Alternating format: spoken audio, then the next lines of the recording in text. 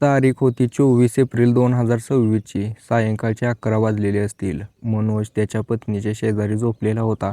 त्यावेळेला मनोजची अचानक इच्छा होते. त्यामुळे तो त्याच्या पत्नीला अलीकडे ओढतो. त्याच्या पत्नीच्या अंगावरची एक कापडं काढू लागतो. त्यावेळेला मनोजची पत्नी म्हणते की तू हे सगळं माझ्यासोबत करतोय ना, ठीक आहे, पण मला ना तुझ्या मित्रासोबत पण करायचा. तुझ्या मित्राला बोलवून घे. आता या मनोजचा तो जिगरी मित्र होता ज्याच्याबद्दल त्याची पत्नी बोलत होती. आता हे सगळं ऐकून कोणत्याही पतीला राग येईलच. मनोजलाही राग आला, पण मनोज त्या ठिकाणी काही करू शकत नव्हता. त्याच्यानंतर त्या रात्री मनोजने जे केलं हे खूप भयानक होतं. आता त्या मनोजने त्याच्या मित्राला बोलवलं का, त्याच्या पत्नीसोबत संबंध बनवायला लावले का, आणि नेमकं कसं काय जुळलं होतं त्याच्याबद्दल मी तुम्हाला या व्हिडिओमध्ये सांगणार आहे. व्हिडिओ शेवटपर्यंत बघा. आपले व्हिडिओ आवडत असतील तर लाईक नक्कीच करा मित्रांनो. तर चला आजच्या व्हिडिओला सुरुवात करू. तर नमस्कार मित्रांनो, आपल्या आजच्या या सत्य घटनेची सुरुवात होती राजस्थानमधील एका छोट्याशा गावामधून. या गावामध्ये राहणारा मनोज MIDC कामगार होता. मनोजच्या घरची परिस्थिती साधारणतःच होती. 3-4 एकर शेती होती. त्याच्यामध्ये त्याचे आई वडील, त्याचा एक लहानसा भाऊ आणि हा मनोज, ज्याचं वय 22 वर्ष होतं. आता हे चौघजण रानामध्ये कष्ट करायचे. त्याच्यातून येणाऱ्या पैशातून घर खर्च चालवायचे आणि या मनोजचा जो MIDC मधून पगार यायचा त्याची तो एफडी वगैरे करून ठेवायचा. म्हणायचा की माझ्या भविष्यात मला कामाला येईल. दुसरीकडे मनोजचे आई वडील जे होते ते मनोजला म्हणायचे की पोरा तुझं वय झालंय, आम्ही तुझ्यासाठी स्थळ बघतो. पण मनोज त्यांना नकार देत राहिला. त्यांना म्हणायचं की माझी पगार आता सध्याला 12-13 हजार रुपये आहे. मी सध्याला लग्न नाही करू शकत. त्याचे वडील टाळत राहिले. ठीक आहे, पोरगा म्हणतोय. दुसरीकडे मनोजचं वय वाढत होतं. हळूहळू मनोजचं वय 28-29 वर्ष झालं. आता मनोजची इच्छा व्हायला लागली की लग्न करायचं आहे. पण आता उलटं झालं. आता त्याच्या घरचे शोधून थकले होते. त्यांनीही याचा विचार सोडून दिला आणि दुसरीकडे याचं वय झाल्यामुळं शेती पण नव्हती, चांगली नोकरी नव्हती. त्याच्यामुळे याला स्थळं येणं बंद झालं. आता या सगळ्या गोष्टीच्या डिप्रेशनमुळे हा जो मनोज आहे तो दारू पिऊ लागला. दारूच्या एवढा आहारी गेला की आता तो कामावरून आला, येताना क्वार्टर घेऊन यायचा. समजा त्याने 400 रुपयाचं काम केलं तर 200 रुपयाची क्वार्टर आणायचा. घरी बसून घरच्यांसमोर दारू पीत बसायचा. आता हे सगळं बघून त्याचा जो लहान भाऊ होता तोही त्याच्यासोबत बसू लागला. आता याच्यामुळे त्याच्या घरचे त्याला रागवू लागले की म्हणू लागले, पोरा तू काय करतोय, तुझ्या लहान भावाला पण तू सवय लावतोय. मनोज म्हणला की हा काय लहान आहे का, आता 25 वर्षाचा झाला ना, मी 29 वर्षाचा झालोय. तुम्हाला अजून हा लहान वाटत असेल तर ती तुमची चूक आहे, माझी नाही. आता याचं हे असं बोलणं ऐकून त्याचे घरचे विचार करू लागले, खरं आहे आपल्या पोराचं वय निघून चाललंय, आपण आता दुर्लक्षच करतोय, याच्यावरती थोडं लक्ष देऊन याचं लग्न लावून द्यावं. असा विचार करून या मनोजच्या घरचे आता स्थळं बघायला चालू करतात. भरपूर ठिकाणी शोधलं पण काय स्थळ कुठलं भेटलं नाही. काही ठिकाणी पोरी म्हणायचे की बेवडं पोरगा आहे, तर काही ठिकाणी म्हणायचे की MIDC मध्ये कामाला जातोय, इथं आमचा मेकअपचा पण खर्च निघणार नाही. आता हे सगळं मनोजच्या मनाला लागत होतं. मनोज विचार करतो की MIDC मध्ये कामाला जाऊन काहीच होणार नाही, मला काहीतरी वेगळं करावं लागेल. याच्याकडे थोडेफार सेव्हिंग केलेले पैसे होते, लाखभर रुपये. त्याच्यामुळे त्याने गावातच एक किराणा दुकान चालू करायचा विचार केला. तो त्याच्या वडिलाला म्हणतो की आपण हे करू शकतो का. तसे वडील म्हणतात की हो 100% करू शकतो. गावात एखादा जो गाळ्या आहे भाड्यानं घेऊ, त्याच्यामध्ये दुकान चालू करू. जर काय मदत लागली तर आम्ही आहेच, तू टेन्शन घेऊ नको, चालू कर. असा विचार करून मनोज जो आहे तो त्या गावामध्ये गाळ्या शोधतो. नेमका चौकामध्ये होता, त्याच्यामुळे तो त्या ठिकाणी एक किराणा दुकान चालू करतो. माल वगैरे भरला जातो त्याच्यामध्ये. माल भरून जसं दुकान चालू झालं तसं दुकानामध्ये गर्दी पडली. कारण याने जे दुकान बनवलं होतं ते चांगल्या पद्धतीने आणि नवीन सामानाने भरलं होतं. पहिली दुकानं होती त्याच्यामध्ये काय साखर, शेंगदाणं, तीळ हे असलंच चालायचं, पण याच्या दुकानामध्ये तसं नव्हतं. घरातला बाजार बी होता. दुसरीकडे पोरींसाठी नटाय थाटायचं जे मेकअपचं सामान असतं, कुठं सनस्क्रीन आली, कुठं फेसवॉश आला, कोणाला बॉडी स्प्रे लागला, हे सगळं साहित्य ठेवलं होतं. त्याच्यामुळे याच्या दुकानामध्ये महिलांची पण गर्दी वाढली, पोरींची पण गर्दी वाढली आणि पोरी बघा पोरांची पण गर्दी वाढली. याच्यामुळे या दुकानाचा चांगलाच व्यवसाय होत होता. आता या ठिकाणी रोज एक पोरगा यायचा या दुकानामध्ये. त्याची जी गर्लफ्रेंड होती ती या दुकानात यायची. तिच्या मागं हा यायचा, अरुण नावाचा हा पोरगा. मनोज बघायचं की अरुण तर रोज येतोय, नेमका करतोय काय. त्यावेळेला त्याच्या लक्षात आले की त्याची गर्लफ्रेंड आहे, तिच्यासाठी त्याच्यासोबत हा या दुकानामध्ये येतोय. आता रोज येतोय म्हणल्यावर दोघांमध्ये बोलणं चालणं. आता हळूहळू या दोघांमध्ये चांगलीच दोस्ती झाली. अरुण आणि हा मनोज चांगल्या पद्धतीने बोलू लागले. दोघांचे नंबर एक्सचेंज झाले. दोघं आता तासनतास गप्पा मारायचे. चांगल्या प्रकारे ओळख झाली होती. आता काही दिवसानंतर या अरुणची जी गर्लफ्रेंड होती ती याला सोडून गेली, दुसरीकडे लग्न केलं तिनं. त्याच्यामुळे हा अरुण जो आहे तो आता डिप्रेशनमध्ये गेला. तोही नशा करू लागला. त्याला आता कोणाची तरी गरज होती पार्टनरची. त्याच्यामुळे तो मनोजला हाक मारतो. मनोज म्हणतो की मी दारू तर सोडली बरं का, पण तुला साथ द्यायची म्हणून मी तुझ्यासोबत बसतो. अरुण ज्या वेळेला पण दारू प्यायला बसायचा त्या ठिकाणी मनोज निवांत बसलेला असायचा चकना खात. पण आता किती दिवस असं कंट्रोल करणार होता. हळूहळू यालाही त्याच्यासोबत पिण्याची पुन्हा सवय लागली. दोघं आता पूर्णपणे नशेत भंड असायचे आणि त्याच्यानंतर आपापल्या घरी जायचे. मनोजच्या घरचे म्हणायचे की बाळा मी तुझ्यासाठी बघतोय पोरगी, तर तू का पितोय? मनोज म्हटला की नाही, ते अरुणसोबत बसलो होतो त्याच्यामुळं पिलो. मनोजचा बाप म्हणत होता की पोरा तू त्याच्या नको नादी लागू, त्याच्या नादी लागलं तर तुझं आयुष्य बर्बाद होईल. पण मनोजने काय ऐकलं नाही. मनोज आपला त्याच्या नादी लागतच होता. तारीख होती 14 जून 2025ची. या दिवशी सकाळचे 8-9 वाजता एक 35 वर्ष वय असलेली महिला या मनोजच्या दुकानामध्ये आली होती. मनोज त्या ठिकाणी अरुणसोबत मोबाईलवरतीच बोलत होता. त्यावेळेला तो हळूच त्याला म्हणतो की अरे पटकन दुकानात ये, एक नवीन माल आलाय, दिसायला तर सुंदर आहे, वयस्कर आहे. त्यावेळेला अरुण पण त्या दुकानात आला पटकन. त्यावेळेला हा मनोज त्या महिलेला विचारतो की बोला की वहिनी काय पाहिजे? त्यावेळेला ती महिला म्हणू लागते की मला ना सनस्क्रीन पाहिजे, मला फेसवॉश पाहिजे, जेणेकरून माझा अजून चेहरा चांगल्या पद्धतीने उजळेल. मनोज तिला म्हणतो की तुम्हाला काय गरज आहे याची? तुमचा असाच चेहरा एकदम सूर्यासारखा चमकतोय, चंद्रासारख्या दिसताय तुम्ही. आता त्याच्याकडून अशी तारीफ ऐकून ही जी महिला होती ती त्याच्यासोबत हसू लागते. हसून खेळून बोलणं होतं त्या ठिकाणी. दोघं एकमेकांमध्ये चांगल्या पद्धतीने मैत्री करतात. तो तिला सनस्क्रीन वगैरे देतो. त्याच्यानंतर ही जी महिला आहे ती त्या मनोजला पैसे द्यायला लागते. मनोज म्हणला की कशाला तुमच्याकडून पैसे घ्यायचे आहेत, तुम्ही तर आता आपल्याच घरचे झाल्यासारखं आहे. असं बोलून मनोज त्या ठिकाणाहून तिला लावून देतो. तोपर्यंत अरुण पोहोचला होता. अरुणला म्हणलं की यार तुझा उशीर झाला, आत्ताच गेली ती महिला. त्याने नाव वगैरे विचारलं, पण त्यानं नाव ती काय सांगितलं नाही. ती म्हणलं की मला नाव वगैरे काय माहीत. अरुण म्हणला ठीक आहे, परत जर आली तर मला नक्कीच सांग. मनोज त्याला होकार देतो आणि आपला तो दुकानावरती बसतो. अरुण त्या ठिकाणाहून निघून जातो. 1-2 दिवसानंतर ती महिला त्याच्याकडे पुन्हा साखर शेंगदाणे घेण्यासाठी आली होती. त्यावेळेला हा मनोज त्या अरुणला फोन लावायचा प्रयत्न करतो, पण फोन काय लागत नाही. त्याचा मोबाईल बंद होता. त्या ठिकाणी ती महिला त्याच्यासोबत गप्पा मारते, साखर शेंगदाणे घेते आणि हा मनोज पैसे घ्यायला नकार देतो. पण ती महिला म्हणते की ठीक आहे, हे असलं किराणा दुकानाचं पैसे घ्यावंच लागतील तुम्हाला. त्यामुळे हा मनोज तिच्याकडून पैसे घेतो आणि तिला तिचं नाव विचारतो. सुगदा नाव होतं त्या महिलेचं. सुगदा त्या मनोजला म्हणते की मी इथंच राहते शेजारी या गल्लीमध्ये. मनोज विचार करतो की या गल्लीमध्ये तर अरुण पण राहतोय.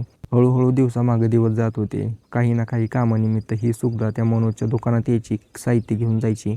पण अरुणला अजून एकदा पण तिला बघण्याची संधी मिळाली नव्हती. आता याच्यावरती हा मनोज विचार करतो की याला काय सांगायचं आहे. महिला फसते आपल्या जाळ्यात, हिच्याकडून आपलं जे काम आहे ते करून घेऊ. हिच्या शरीराची आपण गोडी चाकू. त्या अरुणला काय सांगायची गरज आहे? अरुण काय सारखा सांगायच्या लायकीचा पण नाही, असा मनातल्या मनात विचार करतो आणि हळूहळू त्या सुगदासोबत त्याची ओळख वाढवतो. काही दिवसानंतर या सुगदाचा नंबर घेतो हा मनोज. नंबर घेतल्यानंतर ती सुगदा आणि हा मनोज मोबाईलवरती बोलू लागतात. तासनतास फोन चालतात. जी काही वस्तूची गरज असेल ते हा मनोज तिला घरी नेऊन द्यायचा. त्यामुळे ही सुगदा पण खुश झाली. आता या दोघांमध्ये ओळख वाढली होती. ओळखीचं रूपांतर प्रेमामध्ये झालं. हळूहळू हे दोघं जे होते ते चांगल्या पद्धतीने जवळ आले. हीच जवळीक संबंधामध्ये बदल झाली. एक दिवशी हा मनोज सनस्क्रीन घेऊन सुगदाच्या घरी पोहोचला. त्या ठिकाणी कोणीच नव्हतं आणि ही त्या ठिकाणी अंघोळ करत होती. अंघोळ करून जशी बाहेर आली, तिचं ते भिजलेलं शरीर बघून मनोजला राहवलं नाही. मनोज म्हणला की तुम्ही एवढा सुंदर दिसताय, तुम्ही तर तुम्हाला कोणी आजपर्यंत संबंध केले का? ती सुगदा म्हणू लागली की माझ्या पतीशिवाय दुसरं कोणी केलं नाही. मनोज म्हणला मी करू शकतो का? सुगदा म्हणली ठीक आहे, आपल्या दोघांची ओळख आहे, प्रेम आहे, करू शकतो तू. त्या ठिकाणी ते दोघं रूममध्ये जाऊन संबंध करतात आणि रूममधून बाहेर यायला लागतात. त्या ठिकाणी मनोज त्याची पॅन्ट नीट करत होता आणि दुसरीकडे ती सुगदा त्याची साडी अजून तिने घातली नव्हती, ब्लाऊज वगैरे घातला नव्हता. तिची छाती तशीच उघडी होती. आता घरामध्ये कोणी सहजासहजी येत नसल्यामुळे तिने अजूनपर्यंत लावलं नव्हतं आणि या मनोजसोबत तशीच बाहेर आली. अचानक अरुण त्या ठिकाणी पोहोचला. आता हे सगळं दृश्य बघून अरुण त्याच्यासोबत वाद घालू लागला. या मनोजला मारायला पळायला लागला. मनोज म्हणतो की काय झालं नेमकं? त्यावेळेला त्याला समजतं की ही जी सुगदा होती मनोजची आई होती. ती सुगदा पूर्ण त्याच्या पुढे लाजून पाणी झाली होती. ती आता त्याच्या रूममध्ये जाऊन बसली. आता हे दोघं बाहेर बसून भांडण करत होते.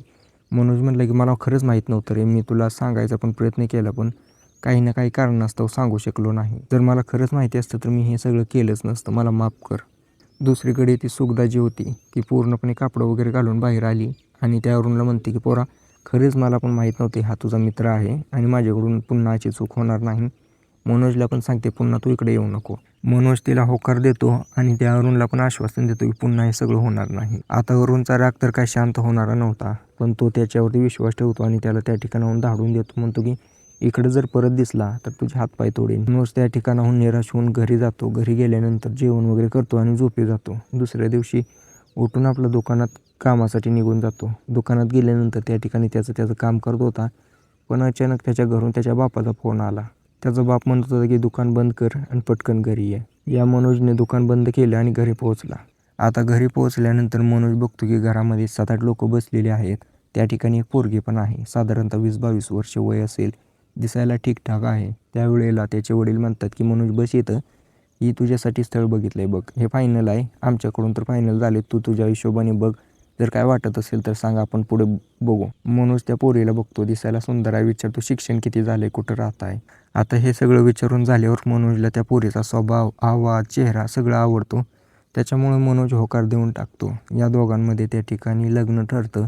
या दोघांचे घरचे एकदम खुश होते, खास करून मनोजच्या घरचे. मनोजच्या घरचे भरपूर दिवस झालं याच्यासाठी स्थळ शोधत होते. त्याच्यामुळे आता पोरगी भेटली होती. या सगळ्या गोष्टीमुळे यांच्या घरामध्ये आनंदाचं वातावरण होतं. साखरपुडा झाला. काही दिवसानंतर लग्न पण झालं. समृद्धी नावाची ती पोरगी. या समृद्धीसोबत मनोज चांगल्या प्रकारे राहू लागला. रोज सकाळी उठायचा, तिच्यासोबत थोडी मौज मस्ती करायचा, त्या ठिकाणाहून अंघोळ करून दुकानला जायचा. ती समृद्धी त्याला डबा घेऊन जायची. त्या ठिकाणी गेले की तिच्यासोबत थोडा वेळ घालवायचा दुकानामध्ये, म्हणजे गप्पा मारण्यात, ती थोडा हात लावू लागायची, बाजार देण्यात. असं त्यांचं आयुष्य चालू होतं. दोघांचं सुखी आयुष्य होतं. पण मित्रांनो, सुखी आयुष्याला नजर ही लागते, कारण या मनोजने पण दुसऱ्याच्या आयुष्याला नजर लावली होती. तो जो अरुण होता त्याची नजर पडली या मनोजवरती आणि त्याच्या पत्नीवरती. दोघांना एवढं खुश बघून त्याला काय बघवलं नाही. त्याचंही कारण होतं, त्याच्या दृष्टीने बघायला गेलं तर त्यांनी मनोजने त्याच्यासोबत वाईट केलं होतं. त्याच्यामुळे तो विचार करतो की याचा तर काटा काढावाच लागेल. आता ही समृद्धी हळूहळू या मनोजच्या दुकानात बसत होती. त्याच्यामुळे मनोजला काही काम नव्हतं. त्यामुळे मनोज आता म्हणत होता की मी शेतीत लक्ष देतो, तू दुकानात लक्ष दे. ही समृद्धी त्याला होकार देते आणि आता अशा प्रकारे समृद्धी दुकानात बसायची. कधी कधी मनोज बसायचा, बाकी मनोज त्याच्या बापासोबत, त्याच्या भावासोबत शेतामध्ये राबायचा. त्याची आई आपलं घरचं काम बघायची. सगळं आयुष्य सुखी होतं. तारीख होती 17 सप्टेंबर 2025ची. या दिवशी सकाळी 10 वाजता ही समृद्धी दुकान उघडते. त्यावेळेला अर्ध्या 1 तासामध्ये अरुण त्या ठिकाणी पोहोचवतो. अरुण तिच्याकडून फेसवॉश वगैरे घेतो. हे सगळं साहित्य घेऊन हा अरुण निघायला लागतो. त्यावेळेला समृद्धी त्याला पैसे मागते. समृद्धीला म्हणतो की माझं अकाउंट चालतं या ठिकाणी, तुझ्या नवऱ्याला फोन लावून त्याला सांग की अरुण आलाय, अरुणने साहित्य घेतलं, त्याचं पैसे उधारीत मागायला सांगितलेत. ही समृद्धी त्या ठिकाणी मनोजला कॉल लावते आणि म्हणते की अरुण नावाचा व्यक्ती आहे, तुमचा मित्र आहे म्हणतोय, तो साहित्य घेऊन तसंच चाललाय, उधारी लिहायला सांगतोय. आता हा जो अरुण होता तो खुश झाला, म्हणला की चला, याच्या मनामधले राग गेला असेल, त्याच्यामुळे दुकानात आलाय. ठीक आहे म्हणतो, तो चांगला माझा जिगरी मित्र आहे, त्याची चांगली खातिरदारी कर, त्याची उधारीत लिहून ठेव, चहा पाणी कर त्याला. जसं सांगितलं नवऱ्यानं तसं समृद्धीने केलं. त्याला चहा पाणी दिलं आणि साहित्य डायरीमध्ये लिहून ठेवलं. तो त्या ठिकाणाहून निघून गेला. आता हा रेग्युलर, या समृद्धीच्या मनामध्ये गोष्ट आली की एवढा कसला खास मित्र आहे, चहा पाणी करायला लावलं, डायरीत लिहून ठेवायला लावलं, चांगला खास मित्र असेल म्हणून म्हणले की काळजी घ्यावं लागेल. त्यावेळेला हा अरुण आता वारंवार येऊ लागला. समृद्धीलाही आता काही अडचण नव्हती. तसं तर तिचा जो पती होता मनोज, तो आपला रानामध्ये असायचा, त्याच्यामुळे ही दिवसभर एकटी तर काय करणार होती. आता दुसरीकडे हा जो अरुण होता तिच्यासोबत काही वेळ गप्पा मारायचा, टाइमपास करायचा, त्याच्यामुळे तिलाही बरं वाटायचं. दोघांमध्ये पण चांगली मैत्री झाली होती. दोघांचे नंबर एक्सचेंज झाले. अरुण आता तिला चांगल्या पद्धतीने बोलायचा, म्हणायचा की वहिनी तुम्ही दिसायला अतिशय सुंदर आहे. हा मनोज काय एकदम कसा तर वाटतोय, तुमचं लग्न कसं काय झालं हो? याचं कारण पण होतं, तो जो मनोज होता रानामध्ये राबून त्याच्या तोंडावरती काळपटपणा आलेला होता, कसा तर विचित्र दिसायला लागला होता. दुसरीकडे ही जी समृद्धी होती ती आपल्या दुकानात बसून आता पांढरी शिपट पडली होती. दिसायला एकदम फिगड मस्त दिसत होता. जर बाहेर कुठे गेली तर तिला तो शोभत नव्हता मनोज तिच्यापाशी वेगळाच वाटायचा. त्याच्यामुळे हा जो अरुण आहे याचाच फायदा घेत होता. अरुण तिला भडकावत होता आणि ती भडकत होती. ती म्हणायची खरं आहे आता, पण काय करू शकत नाही, झालंय तर झालंय. हळूहळू दोघांमध्ये नजदिकी वाढली. दोघांचे मोबाईल नंबर एक्सचेंज झाल्यानंतर दोघं त्याच्यावरती तासनतास गप्पा मारायचे. अरुण दुकानावरती येऊन बसायचा. याच्याबद्दल अजून मनोजला कसलीही माहिती नव्हती. असंच भरपूर दिवस चालल्यानंतर एक दिवशी हा जो अरुण आहे तो दुकानावरती आला होता. समृद्धीच्या चेहऱ्यावरची निराशा त्याला स्पष्ट दिसत होती. तो काही वेळ बसल्यानंतर विचारतो, काय झालं समृद्धी, तुझ्या चेहऱ्यावर तेवढी का निराशा आहे? समृद्धी म्हणते की काय सांगून उपयोग आहे, माझा पती दिवसभर बसतोय रानामध्ये कष्ट करतोय आणि रात्री आले की मला ज्याची गरज आहे तेच देत नाही. एकतर किती दिवस झालं मला अजूनपर्यंत एकही मूलबाळ नाही. माझी इच्छा आहे की मलाही एखादं स्वतःचं मुलं असावं. बाहेर गेलं तर लोक मला ताने मारतात आणि हा मनोज रानातून आले की पळून जातो. माझ्याही शरीराच्या काही गरजा आहेत, ते भागायला पाहिजे. हेच पाहिजे होतं त्या अरुणला. अरुण म्हणतो की तुझं पण बरोबर आहे. तसं बघायला गेलं तर मनोजने तुझ्यासोबत चुकीचे केले, पण तूही बाहेर काहीतरी पर्याय शोधू शकते. ज्या वेळेला अरुणचं असं बोलणं ही समृद्धी ऐकते त्यावेळेला म्हणते की पर्याय शोधला ना तर कोणाला तरी समजलं की उगं माझ्या नावाची बदनामी होईल. अरुण म्हणला की काही बदनामी होत नाही. आता बघ ना, मी तुझ्यासोबत एवढे दिवस फिरतो, कोणाला काय वाटलं का? नाही ना, कारण मी त्या मनोजचा मित्र आहे. त्यांना सगळ्यांना वाटतं की मी त्याला मदत करतो. समृद्धी डोक्यात विचार आणते की मग मी याच्यासोबतच केलं तर काय अडचण आहे. आता हेच पाहिजे होतं त्या अरुणला. अरुण तिला म्हणतो की काय विचार करते? समृद्धी म्हणते की मला जे आता डोक्यात विचार येतोय की मी तुझ्यासोबतच करावं. तसंही कोणाला समजणार नाही आणि तू माझ्या किती एक दिवस झाला आपण दोघं कॉन्टॅक्टमध्ये आहोत, तर चांगल्या पद्धतीने आपण हे सगळं हँडल करू शकेल. अरुण म्हणतो हो बरोबर आहे. मग या दोघांमध्ये तारीख ठरते, दिवस ठरतो. आता इथं तर करणं शक्य नव्हतं, त्यामुळे ती समृद्धी जी होती ती अरुणला म्हणते की एक दिवशी ना मी माझ्या पतीला सांगते की मी माहेरी चालली म्हणून निघते आणि आपण दोघं गाडीवरती बसून कुठेतरी बाहेर जाऊ रूमवरती. आता हा अरुण त्या ठिकाणी तिला होकार देतो. एक दिवशी सोमवारचा दिवस होता. जी समृद्धी आहे तिच्या पतीला म्हणते की मला माहेरी जायचं, थोडंसं काम होतं. मनोज म्हणू लागतो की ठीक आहे, मी सोडून येतो तुला. ही म्हणली नाही, तुमचं काम करा ना, तसंही आपल्या रानामध्ये पेरणी वगैरे चालू आहे, मी स्वतः जाऊन येते. तिचं असं बोलणं ऐकून मनोज तिला होकार देतो आणि तिला थोडेफार पैसे देतो. ती तिची बॅग भरते आणि निघायला लागते. गावामध्ये पोहोचल्यानंतर तो अरुण त्या ठिकाणी होता. अरुणच्या गाडीवरती बसते आणि हे दोघं शहराकडे निघायला लागतात. त्या ठिकाणी गेल्यानंतर लॉजवरती यांनी रूम बुक करून ठेवलेली होती. रूममध्ये गेले, त्या ठिकाणी रूमचा दरवाजा बंद केला, जेवण वगैरे मागून ठेवलं होतं. सकाळी 8-9 वाजता रूममध्ये घुसले होते. सायंकाळच्या 5 वाजताच बाहेर निघले. या दोघांनी 2-3 वेळा त्या ठिकाणी संबंध बनवले.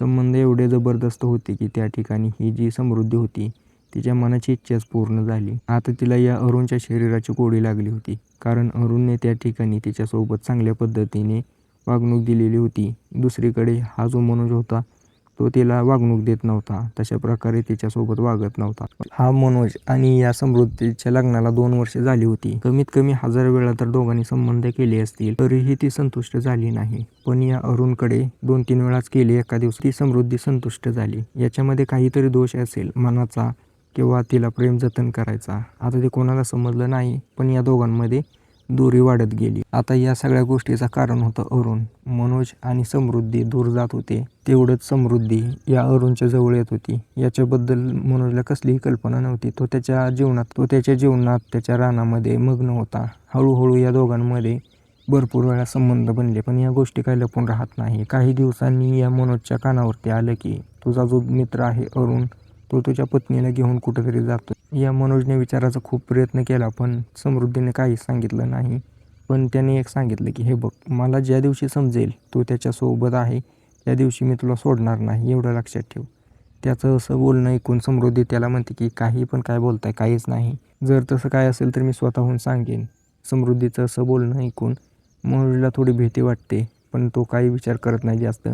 त्या ठिकाणी काही वेळ तिच्यासोबत घालवतो आणि आपला त्याचं रेग्युलर आयुष्य चालू करतो. 2-3 महिने गेल्यानंतर एक दिवशी रात्रीचे 11 वाजलेले होते. मनोज त्याच्या पत्नीपाशी इच्छा व्यक्त करत होता की मला तुझ्यासोबत संबंध करायचे, पण ती समृद्धी त्याला नकार देत होती.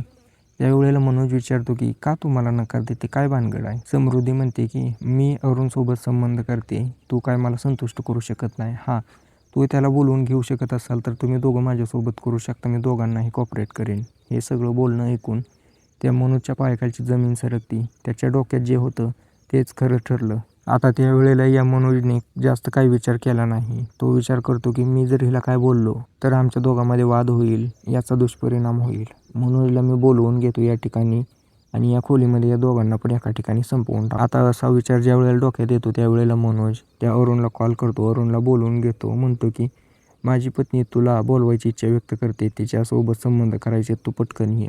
अरुण ज्या वेळेला मनोजचं असं बोलणं ऐकतो त्यावेळेला गाडी काढतो पटकन येतो. त्या दिवशी या मनोजच्या घरी कोणी नव्हतं, हे दोघंच होते. आता अरुण पुढच्या दरवाजाने घरामध्ये घुसल्यानंतर मनोजच्या रूममध्ये गेला. त्या ठिकाणी मनोज आणि त्याची पत्नी होते. आता ही समृद्धी त्या अरुणला बघून पटकन उठून त्याच्या गळ्याला लागते. हे सगळं बघून त्या मनोजला राहवत नाही. तो विचारतो की का केलं तू माझ्यासोबत असं. त्या ठिकाणी अरुण म्हणतो मी काय केलं तुम्हाला विचारतोय. तुला आठवतंय का काही वर्षापूर्वी तू माझ्या आईसोबत काय केलं होतं. ज्या वेळेला हे सगळं ऐकतो मनोज त्यावेळेला त्याच्या डोक्याची टूप पेटते. हे सगळं बदला घेण्यासाठी केलेलं या अरुणने. त्यावेळेला हा समृद्धीला सांगू लागतो अरुण याने काही वर्षापूर्वी माझ्या आईसोबत अनैतिक संबंध बनवले होते. हा तुलाही फसवतोय, मलाही फसवत होता. हे सगळं ऐकून समृद्धी त्याच्यावरती हात उचलू लागते. पण त्या ठिकाणी या मनोजने पूर्ण तयारी करून ठेवलेली होती. त्या ठिकाणी त्याने रॉड आणून ठेवलेला होता. तो रॉड काढला आणि त्या दोघांना म्हणला की तुम्ही दोघांनी माझ्या पाठीमागे मला धोका दिलेला आहे. या दोघांवरती त्याने वार करायला चालू केले. वार एवढे जबरदस्त होते की त्या ठिकाणी पहिल्यांदा ती समृद्धी खाली कोसळली. समृद्धी तडफडू लागली. तिला तडफडताना बघून या अरुणने पळायचा प्रयत्न केला, पण मनोजने त्याच्या डोक्यावरती वार केला, त्याला खाली पाडलं आणि त्या ठिकाणाहून तो पोलीस स्टेशन गाठतो. पोलीस स्टेशनमध्ये गेल्यानंतर हा मनोज सांगतो की मी माझ्या घरामध्ये 2 लोकांचा खून केलेला आहे. माझी पत्नी आणि तिचा प्रियकर जो की माझा मित्र पण आहे. पोलीस त्याला पोलीस स्टेशनमध्ये बसवून ठेवतात. एका लेडीज कॉन्स्टेबलला आणि 2 हवालदारांना पाठवून तिथले SHO या घटनेची तपशील चौकशी करायला चालू करतात. पोलीस घरी पोहोचले. त्या ठिकाणी खरंच 2 बॉडी पडलेले होते. तोपर्यंत सकाळचे 8-9 वाजलेले होते ही घटना घडेपर्यंत. त्या ठिकाणी या मनोजचे आई वडील आलेले होते. बघतात की घरात पोलीस आहेत. नेमकं काय घडले विचारतात. त्यावेळेला त्यांना समजते की त्यांच्या पोराने त्याच्या पत्नीला आणि तिच्या प्रियकराला जो की त्याचा पण मित्र आहे या दोघांना संपवलेला आहे. ते डोक्याला हात लावून बसतात आणि विचार करू लागतात की काय झालं हो, त्याचं नव्हतं झालं. आता जर कुठं सूर लागला होता त्याच्यामध्ये ही घटना घडली. खूप वाईट वाटतं त्यांना, पण काय करू शकत नाहीत. मनोज पोलिसांच्या ताब्यात आहे. त्याच्यावरती योग्य ती कारवाई केली जाईल. पण आता याच्यामध्ये त्याने कायदा हातात घेतला. ते बरोबर केलं का चुकीचं केलं, तसं काही चुकीचं आणि बरोबर मानता येत नाही. कारण त्याच्या मित्रासोबत तोही चुकीचाच होता. त्याने अगोदर चौकशी करायची असते कोणासोबतही संबंध करताना. त्याने त्याच्या आईसोबत संबंध केले. त्याच्यामुळे ही घटना पुढे घडत गेली. याच्यावरती तुमचं काय मत आहे मला कमेंट करून नक्कीच सांगा. व्हिडिओ आवडला असेल तर लाईक करा. चॅनल सबस्क्राईब नक्की करा.